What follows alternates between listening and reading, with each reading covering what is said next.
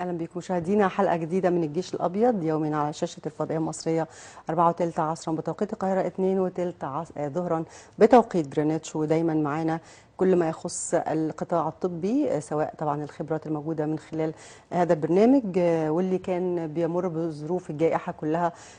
وعرضنا واستعرضنا كتير جدا من الفعاليات والمبادرات، واكيد بنستكمل هذه الانجازات الطبيه من خلال الجيش الابيض. معانا النهارده دكتور محمد توفيق، مدير مستشفى البنك الاهلي الحكومي. اهلا بيك يا دكتور. اهلا بحضرتك. اهلا بيك دكتور. احنا عارفين ان طبعا وزاره الصحه بتسعى بخدمات كبيره جدا وعظيمه من خلال الفتره اللي فاتت، ممكن نقول 8 سنوات، وحصلنا الانجازات الاسبوع اللي فات. لكن بنستكمل بقى المستشفيات الحكوميه ودورها ورفع كفاءتها. واعتقد كمان ان وزاره الصحه رفعت كفاءه 100 او 1139 مستشفى حكومي، ومن ضمنها طبعا هذه المستشفى. في البدايه نتكلم عن الخدمات الطبيه اللي موجوده في هذه المستشفى. احنا مستشفى البنك الاهلي عندنا احنا مستشفى حكومي تابع لوزاره الصحه، تابع لامانه المراكز الطبيه المتخصصه. بصي، اولا بس لما بنقول امانه المراكز الطبيه المتخصصه يعني احنا العاملين في مستشفيات الامانه بنفخر ان احنا تبع قطاع امانه المراكز يعني. لتنوع خدمات كتيره في المستشفيات دي وتكاملها مع بعض، وعمل الجراحات الصعبه الكبيره في العظام، في المخ، الاعصاب، في الاورام. بالإضافة إلى بقى يعني احنا بنسعى لجودة الخدمة، مش بس تقديم الخدمة. يعني احنا بندور على جودة الخدمة، فبندعم فكر الجودة، وده بينال في الآخر رضا المواطن. بالنسبة للخدمات اللي عندنا في المستشفى، احنا بقى بالنسبة لنا احنا عندنا طبعا طوارئ، عندنا الجراحات الخاصة بالحوادث، عندنا الجراحة العامة، جراحة العظام، جراحة المخ والأعصاب، جراحة الأوعية الدموية، جراحة القلب والصدر، جراحة التجميل، جراحة الوجه وفكين.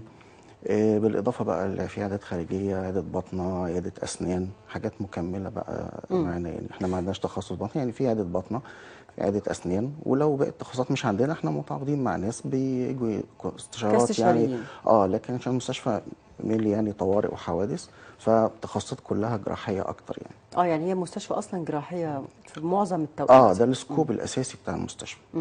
طيب، يعني ده كان ليها دور بقى في جائحه كورونا منذ البدايه في 2019 او نهايه 2019. احنا بدأنا كورونا، هي كورونا بدأت في نهاية 2019. احنا بدأنا كورونا لما بدأت جائحة كورونا. دخلنا من ضمن المنظومة، طبعا كان المستشفيات كلها ساعتها دخلت، فاحنا برضه دخلنا باسم داخلي ورعاية. كنا مخصصين 9 أسرة داخلي، وكنا مخصصين 4 سراير رعاية في مكان يعني منعزل ايه لوحده. داخلي يا دكتور؟ داخلي الحجز الحجز الانبيشنت يعني العادي. العادي. مم. فكنا مخصصين 9 أسرة في دور منفصل منعزل تماما عن المستشفى. والرعاية برضه نفس الكلام في مكان منعزل برضه 4. احنا عندنا الرعاية في المستشفى متقسمة على 3 أدوار، في الأرضي وفي الأول وفي الثاني. فعندنا رعاية 4 سراير في الأرضي، دي خصصناها للعزل 6 عشان بنساهم طبعا في جائحة كورونا، ساهمنا فيها.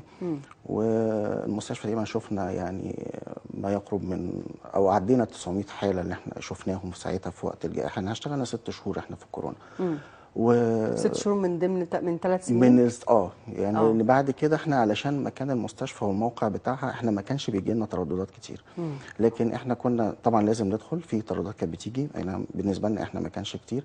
وكان في الحالات اللي بتيجي في الحوادث نفسها بقى عندها اعراض كورونا. اه فطبعا كنا بنعزله عندنا برضو، يخش رعايه عندنا او يخش العزل عندنا، فكده كده كان يعني لازم يبقى عندنا يعني.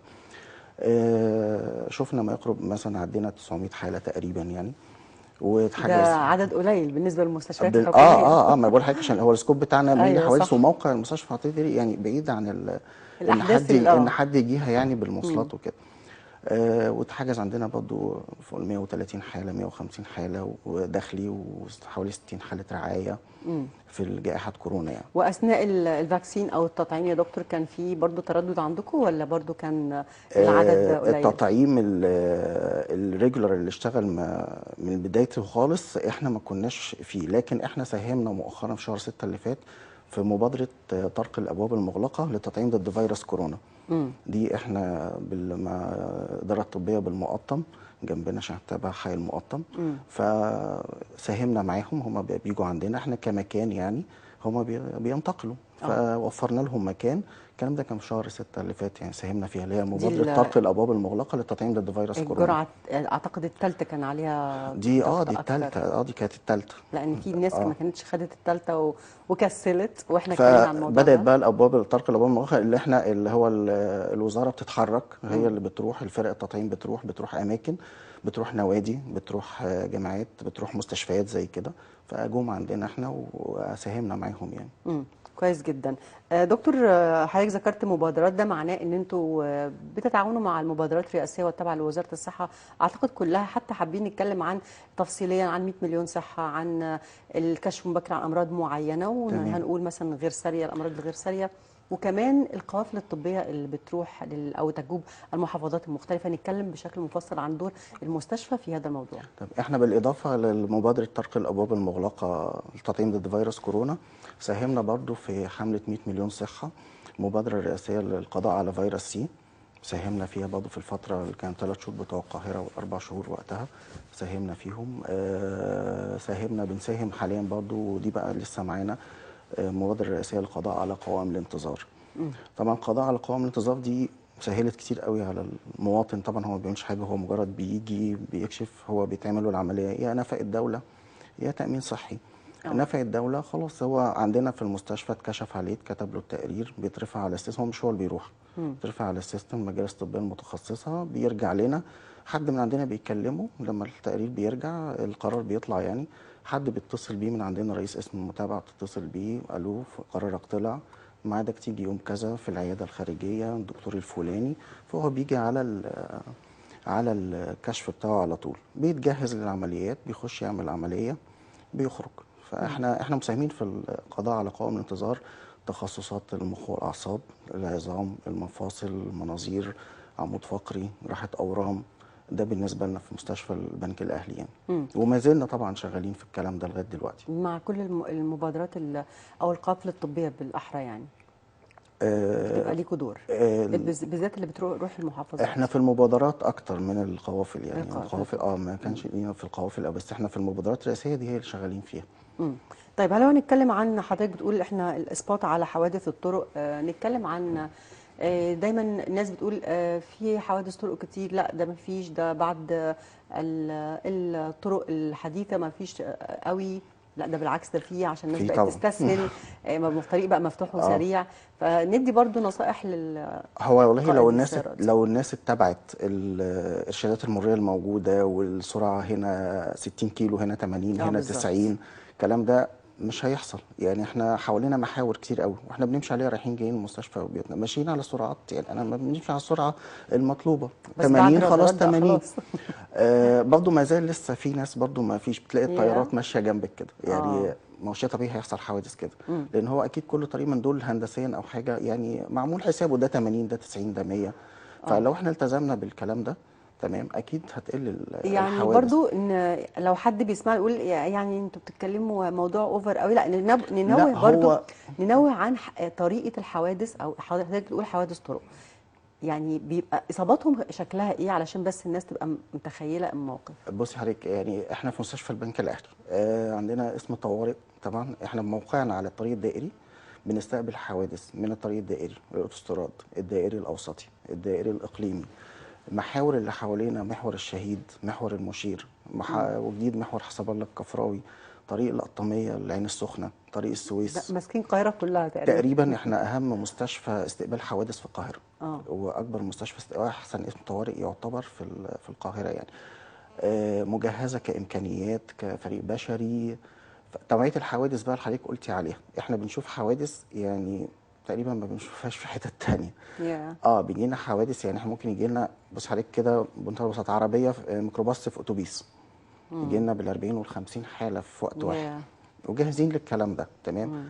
نوعيه الحادثه بقى، بنشوف حادثه واحد من دول عنده كسر في الجمجمه، مع نزيف في المخ، مع كدمه في الرئه، مع نزيف على الرئه، مع نزيف في البطن، انفجار في الطحال، كسر في الحوض، ماشي، مع شويه كسور، كسر في عظمه الفخذ، كسر في عظمه القصر، دي بقى دي حاجات بسيطه يعني. وغير كسور وجه وفكين اللي بيجي من دشم الخلق، وكسور وجه وفكين معاه كمان. ويخش مثلا العين من دول بيجي عندنا لما يخش بقى داخلي، ما هو مش داخل تخصص واحد، ده داخل معاه تخصص طبعا جراحه كذا عامه، تخصص. تخصص مخ واعصاب، تخصص وجه وفكين، عظام. تخصص جراحه عظام، تمام، ووجه وقلب وصدر، كلهم داخل على اسم 4 5 استشاريين شغالين، لان هو الحادثه جايه كده. الحوادث دي عنيفه جدا بتاع الطرق، احنا اللي بنشوفها دي حوادث طرق السريعه اه طبعا. بحكم الموقع بتاعنا، يعني حوادث طرق بقول لحضرتك اقل دائري، سرعه 180 دائري مثلا، ودائري 160. اوسطي ودائري اقليمي وطريق السخنه وطريق السويس والمحاور اللي حوالينا. اه. فاحنا ما بنشوفش حوادث اللي هو ايه واحد ماشي في الشارع الكعب الوقع ده، ده كلام بالنسبه لنا، اللي هو واحد ماشي في الشارع جاله كسر في مفصل الحوض، جاله كسر في الحوض، ده كلام بسيط، ده كلام يعني بسيط قوي. يعني توعية لسائقي السيارات أو قائدي السيارات، لأن فعلا بتبقى مشكلة قوي، وبتبقى الواحد بيندم بعد كده لو لقى عنده عاهة، أكيد هيندم بعد اه كده. طبعا، يعني احنا بنشوف مقاسي يعني بصراحه في اه. في الحاجات دي يعني. فهو لو احنا اتبعنا اشارات الارشادات المروريه اللي بتتقال، سواء سرعات، سواء حزام، سواء ما نتكلمش في الموبايل واحنا سايقين، نتكلم عن طريق السماعات، الكلام ده كله هيفرق. ما تتخطى، يجي في حتت منحنيات ما تتخطاش السياره التي امامك، مش عارف ايه. لو فعلا حصل كده ما نمشيش عكس اه. الدنيا، يعني مش هنشوف. برضو أعتقد إن في نسبة كبيرة جدا ملتزمة دلوقتي، مش علشان نفسها لكن بسبب الرادارات الرادارات الموجودة والغرامات اللي كتير كترت. جدا. بالظبط، والغرامات، وده اه صح، اه وده فعلا طبعا صح. طبعا، ده صح يعني كمان جدا، ده بنشوف يا كمان ريت كل كام كيلو يحطوا رادار. اه بالذات الكارثيه دي بنشوفها في طريق الساحل ايام وقت الصيف، وبيبقى بالتحديد طريق مارينا، وبدأ بقول لك بالفعل احنا يعني رادارات بالكتير بقول قوي لك احنا يعني. بنشوف حوادث يعني ناس مدعوكه، اه. اه ما طبعا. بيخرجوش، ما عرفش يخرجوها من العربيات، اه ودي طبعا. مشكله اه يعني نتمنى كبيره. بقى السلامه والتأني، ان شاء الله، في بحيث تأني ان السلامه زي ما بيقولوا. يعني يوصل بيت، يعني امشي على مهلك، هتوصل ان شاء الله اسرع، وهتوصل اكيد. بيتك كويس وفي بدل. العجله الندامه. وفي العجله الندامه طبعا، في التأني السلامه وفي العجله الندامه. أكيد.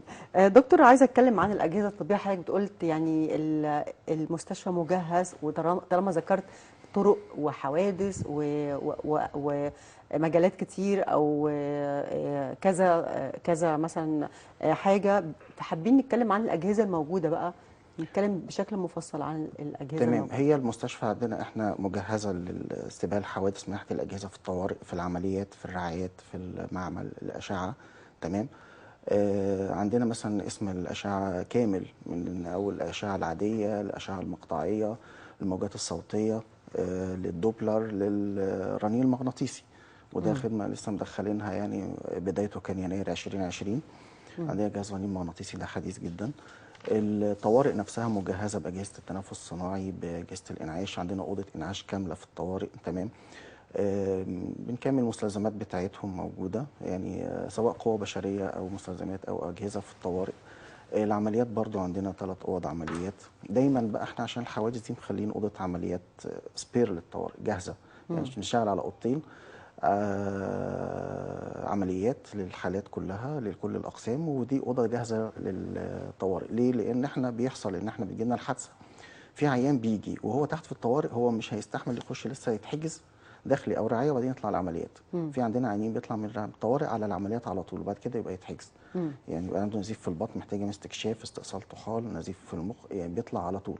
كسر مفتوح مع قطع في الشريان فوق الركبه، كلام من ده، بيخش على طول العمليات من الطوارئ على العمليات دايركت. بعد كده بيخش الداخلي يتحجز. بالتالي برضو احنا كان لازم بنطور وبنحدث واحلال وتجديد في الاجهزه.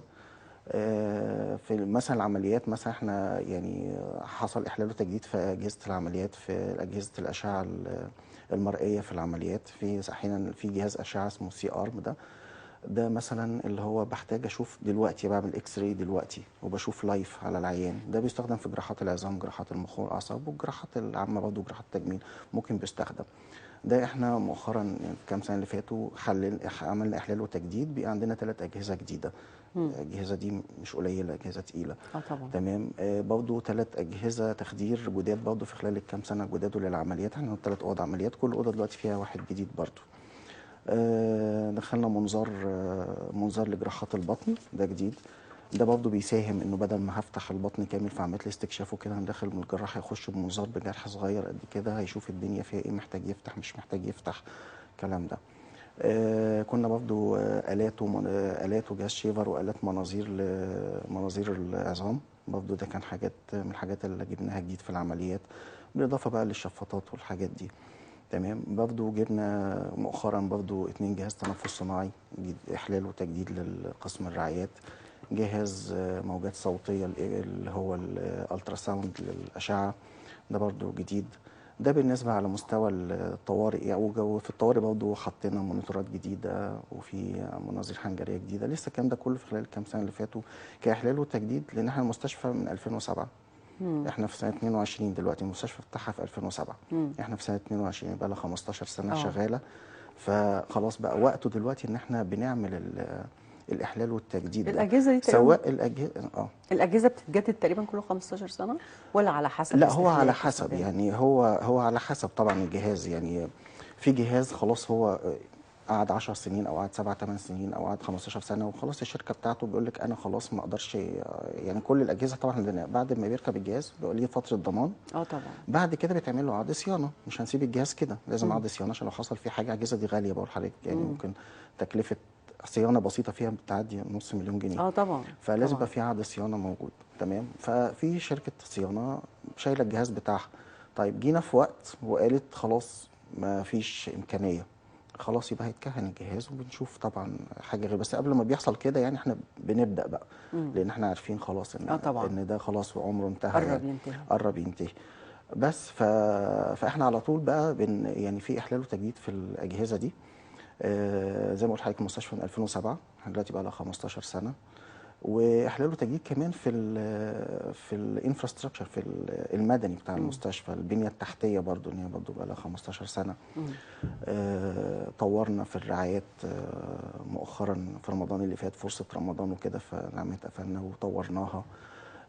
غرفه الافاقه اللي في العمليات، الرعايه عندنا بالظبط حضرتك، الرعايات عندنا في الارضي وفي الاول وفي الثاني. تاني. الرعاية في الدور الثاني 12 سرير كاملة، دي اتطورت برضه أرضيات وحمامات كاملة. حصل تطوير جزئي برضه في القسم الداخلي. تمام. برضه اتطور فيه جزء برضه مدني برضه. عيادة الأسنان اتطورت وأضفنا إليها وحدة أسنان جديدة. عيادة العظام، أوضة السونار في الأشعة، أوضة الإنعاش في الطوارئ. كل دي حاجات. سكن الأطباء نفسه طورنا فيه. تمام. في سكن في الاطباء اللي بيبقى عندهم نبطشيه. طورنا فيه وحمامات، والدنيا كانت متهالكه جدا طبعا من 15 سنه، فلسه مطورينه برضه قريب. واحنا كان عندنا زياره معالي الوزير في شهر 9 اللي فات لسه. شهرين. من 3 شهور، شهرين يعني، في اول 9 اللي فات ده. وشاف الدنيا بنفسه وريناه، وشاف الخدمه طبعا، هو اثنى على الخدمه وكده، وريناه بقى الدنيا المتهالكه. هو حتى ادى يعني توجيهات معاليه بان نطور بقى المبنى ده يتحدث، من سواء مدني انشائي او اجهزه. واحنا فعلا شغالين في الجزء ده دلوقتي. احنا عملنا اللي حضرتك قلت عليه التطورات اللي عملناها دي مجهوداتنا احنا في المستشفى يعني، مع الامانه طبعا الكلام ده. لكن دلوقتي بقى مشروع كبير تطوير المبنى كله. وده شغالين فيه دلوقتي، بدأنا خلاص مع الأمانة ومع الوزارة، وإجراءات إدارية مالية بتخلص وهيبدأ تطوير فيه. دكتور محمد، حضرتك قلت المستشفى من 2007 يعني من 15 سنه، و2007 لو قارناها ما بين 2007 وبين 22 او 2022 هنلاقي 2007 برضو ما كانش فيه المجتمعات العمرانيه والمناطق السكانيه الكتير المهوله دلوقتي، لكن كنا نقول مثلا ان هي تختص بحوادث الطرق.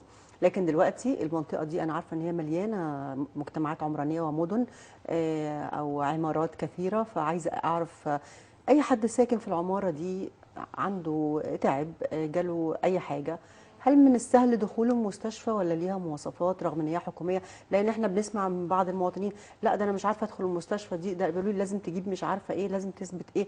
عايزه اتكلم بقى عن دخول المستشفى، هل بسهوله ولا لا؟ لا، دخول المستشفى طبعا بسهوله جدا لاي مواطن، سواء من العمارات اللي حوالين المستشفى او المجتمعات الجديده حوالين المستشفى، او من اي حته بعيده. ما فيش فيها مشكله خالص، سواء داخل عياده خارجيه عادي او داخل طوارئ. ما هو الطوارئ ده مش شرط اسعاف طوارئ بس، لا، الطوارئ فيه واحد واقع لوحده، في عنده مغص كلوي يعني الطوارئ مش بس الاسعاف يعني. احنا مين للاسعاف، لكن ده الاكتر عندنا. لكن في طوارئ اللي هو بيجي لوحده بالاي دي بقى بالرقم القومي فقط بيدخل بس مش اكتر من والكشف كده. كله مجانا ولا لا؟ من ناحيه المعامله الماليه في الطوارئ، طبعا احنا بنتبع قرارات رئيس الوزراء وقرارات الوزاره عندنا. الطوارئ اللي بيجي طوارئ ده 48 ساعه مجاني. بعد ال 48 ساعه بقى بنشوف بيتشاف بقى شؤون المرضى والاداره الماليه بالظبط، هل هو مثلا لو هو هيدفع، او اذا كان ليه سبونسر، ليه شركه، ليه طبعا نقابه، مؤسسه هتدفع له، ليه تامين صحي، ملهوش تامين صحي. طيب ما فيش الكلام ده كله وهو غير قادر، ما فيش مشكله خالص، بنعمل له قرار زي ما قلت لحضرتك، قرار علاج عنفه الدوله بيتعمل، هو ما بيتعبش فيه، بنرفعه على السيستم بيجي اوتوماتيك لوحده، وهو ملوش دعوه باي حاجه خالص. دي بالنسبه للمعاملات. المعاملات دلوقتي عندنا نفقه الدوله، وعندنا تامين صحي، وعندنا الشركات والنقابات، تمام، وفي النقدي. النقدي بقى اعتقد مش نفس تكلفه طبعا الخاص. لا خالص نهائي، لا لا لا طبعا. احنا نقدي، في نقدي طبعا وكل حاجه، هي مستشفيات الامانه كده، بس لا ما لهاش علاقه يعني، ما فيش وجه مقارنه تقريبا بالخاص يعني.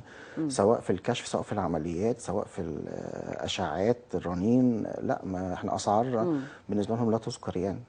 دلوقتي منتشر كده، الناس عندها برد كتير قوي، والناس خلاص بتتعامل ان مفيش كورونا، وهو فعلا مفيش كورونا، لكن بيتعاملوا ان هو برد طبيعي، وبيرجعوا للادويه زمان اللي كانوا بياخدوها، او اللي عنده خبره قليله من ايام الكورونا بياخد ادويه اللي كتبها له الدكتور. راي حضرتك في الوباء اللي ماشي شويه صغيره كده، لا يعني تغييرات الجو يعني الصح يعني اللي ننصح بيه، لا ما تاخدش حاجه من نفسك. يعني لا، انت تعالى روح واكشف. بالظبط. روح واكشف في اماكن معده للكلام ده، مخصصه للكلام ده، هو يعرف يشخصك، هيقول كورونا او مش كورونا، او برد عادي او انفلونزا، هو هيعرف يقول. وهناخد بدل ما نقعد احنا ناخد ادويه ونروح نجيب ادويه مع نفسنا يحصل لنا منها مشاكل، او تكون ملهاش لازمه. يعني في ناس كتير قوي برد اخد مضاد حيوي كتير قوي ملهوش اي لازمه، مضاد حيوي بالظبط، هو معظمهم تبقى فيرال يعني، هيتقال له الكلام الصح وهياخد العلاج بتاعه المظبوط. برضو من الشكوى الكتير من المواطنين يا دكتور، وطبعا بنتكلم في تخصص حضرتك العظام، وقد ايه الواحد بيبقى تعبان، وواحد يقول اصل داخل عليا برد وركبي وجعاني ومش عارفه مفاصلي وعنقي والكلام ده. نصيحه برضو للمواطنين في الاجواء الشتويه. اولا احنا بالنسبه لتخصص العظام طبعا بقى، والركب والظهر والكلام من ده، بنقول اهم حاجه يعني احنا بالنسبه لنا بيفرق قوي مثلا الوزن بتاع المريض. يعني نحاول نخلي وزننا كويس، وزننا ما يزيدش. وبالتالي طبعا ممارسه الرياضه مهمه جدا جدا جدا. المشي كتير، امشي، سباحه، رياضه عموما في البيت ان شاء الله، حتى لو كل يوم ربع ساعه كده هتفرق معايا جدا جدا جدا في الام الركب والام الظهر. تمام. طريقه القعده نفسها بتفرق معايا في الام الظهر. تمام. يعني انا قاعد عدل ظهري مظبوط، ولا انا قاعد معوج، الكلام ده كله بيفرق. القعده كتير على السوشيال ميديا، على اللاب، على التاب، على الموبايل، على البلاي ستيشن. البلاي ستيشن ده على طول، الولاد على طول كل يوم في البلاي ستيشن. فده طبعا بيفرق. فحتى بقول لاولادي اتمشى، العب رياضه، اتمشى احسن، ما تركبش تاكسيات وعربيات كتير، تروح بالمواصلات عشان يتمشى.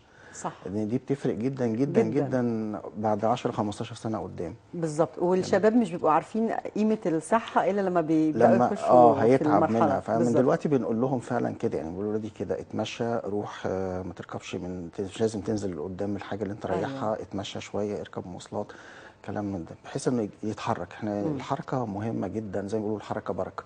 بالظبط. فالحركه مهمه جدا جدا في الموضوع ده. بس حضرتك شايف بسبب انتشار الجيم والكلام ده، وكتير جدا من الناس بتحرص على اخذ رياضتها من اليوتيوب، شايف ان الناس في مصر بدات تهتم فعلا بالرياضه؟ يعني دلوقتي زمان ما كانش في حد بيهتم بالرياضه خالص. لا دلوقتي دلوقتي بدا النسبه في شباب بيروحوا الجيم، بيروحوا النوادي، بيروحوا الجيم فعلا كتير، بيروحوا حمامات السباحه. احنا بنشوفهم حتى في المحيط بتاعنا، المجتمع اللي حوالينا، المعارف بتوعنا. لا الشباب بيروح دلوقتي فعلا يعني.